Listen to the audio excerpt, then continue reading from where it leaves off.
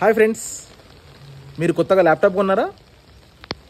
Laptop కొన్నప్పుడు చాలా ఫాస్ట్గా పనిచేసింది, కానీ 1 మంత్ తర్వాత స్లోగా పనిచేస్తుంది.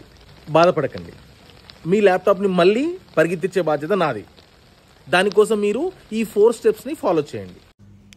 ముందుగా విండోస్ R అని ప్రెస్ చేసుకోండి. రన్ కమాండ్ ఓపెన్ అవుతుంది. అందులో రీసెంట్ అని టైప్ చేయండి. ఓకే అనండి. అందులో ఉన్న ఫైల్స్ అన్నిటిని కూడా డిలీట్ చేయండి.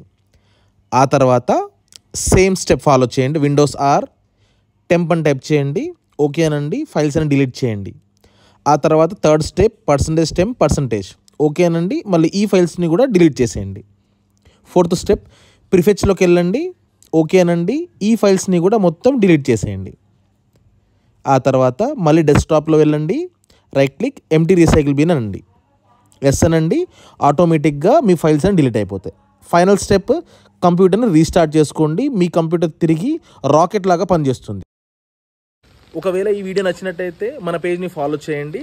వీడియో ఎలా అనిపించింది కామెంట్ చేయండి. Thank you.